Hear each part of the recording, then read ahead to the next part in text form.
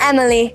Recently, I read the news about a story about Miss Thi Hai Yen, a 25-year-old Vietnamese student who was accepted to master's program in public health at Harvard University and also into School of Medicine at Stanford University.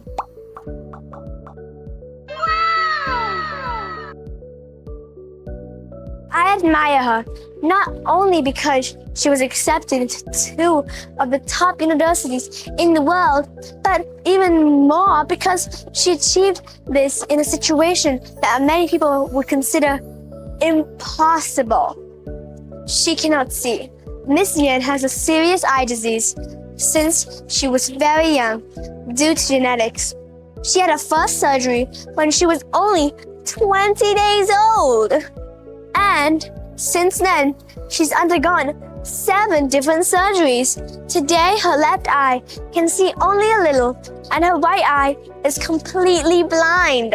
When she was in kindergarten, her teacher noticed she could not see the board and often had to ask her friends to help her copy the lessons. After realizing this, her family sent her to a boarding for students with disabilities. And the first 2 years were very difficult. Her grades were only average, and because she was often teased, there was little time where she wanted to quit school. However, she kept going. She said that if she stopped studying, she might have to depend on others her entire life. That thought pushed her to continue. Through persistence and hard work, she was later admitted University of Social Science and Humanities in Ho Chi Minh City, where she studied social work, but she didn't just stop there. She continued improving her English and eventually earned a scholarship to study at Fulbright University, Vietnam.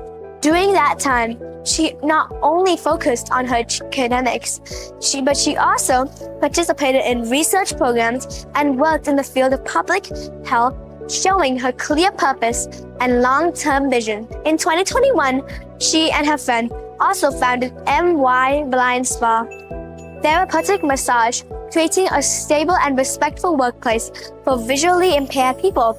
And accepted by both Harvard and Stanford was not just a miracle, it was a result of strong academic preparation, clear goals, and years of consistent effort. I admire Miss Hai Yen, not just simply because she got into Harvard and Stanford. What I respect the most about her, she never allowed her circumstances to limit her ambitions. A blind person might choose a quieter path in life, but she chose to step in one of the most competitive academic environments in the world. She did not let her disability define her value. She did not use it as an excuse. Instead, she turned it into motivation, and that is something very rare. And when I think about myself, I realize how many advantages I have.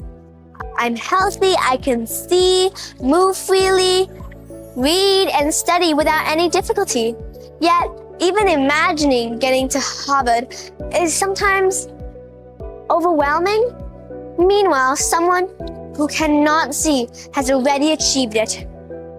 This makes me realize that difficulty is not about our circumstances.